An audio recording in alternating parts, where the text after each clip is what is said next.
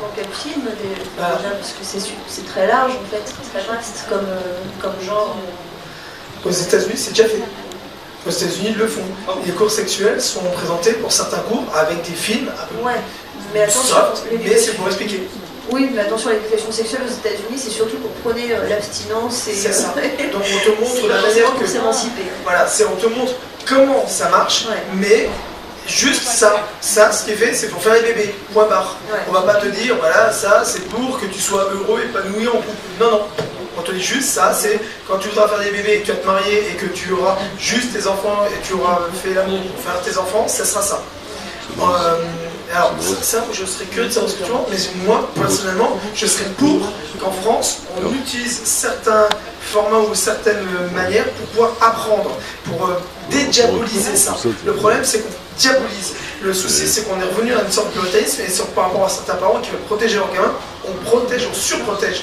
Et personnellement, moi, je serais pour, j'ai toujours dit que je suis pour que le hentai, ou l'érotisme soit amené d'une autre manière et dédiabolisé. Moins marchandé, moins mis de manière à faciliter, mais pour que ça soit un peu plus intelligemment amené. Il y a des choses qui sont faites pour être dans le côté plaisir, solitaire ou en couple, parce que tout le monde regarde pour en faire ce qu'il veut derrière, mais il y a aussi l'éducation. Et les gamins, quand ils viennent voir leurs parents, la plupart des parents leur disent plus tard, on va voir ta mère, on va voir ton père, ou on t'explique un truc, c'est quoi cette bouteille de lait, voilà, pour ceux qui viennent à sa pub, c'est un peu dans cette débilité, mais c'est vraiment représentatif. Après, je sais pas comment toi tu vois les choses. En fait, tout dépend de. Enfin, le plus important, c'est que l'ado puisse connecter ses images à lui-même, à sa propre sexualité, c'est ça qui compte. Donc en fait, finalement, qu'on en montre ou non, enfin, tout dépend de ce qu'on montre, mais c'est même pas forcément indispensable. Oui, pourquoi pas en fait, mais ce qui importe surtout, c'est parce qu'on parle d'éducation sexuelle, mais il y a des cours d'éducation sexuelle, comme on l'a vu aux États-Unis, justement, qui sont pour prôner l'abstinence. Il faut voir quelle est l'intention derrière, surtout.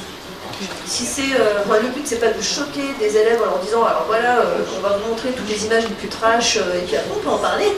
Pas forcément, non. Non, on peut s'en priver.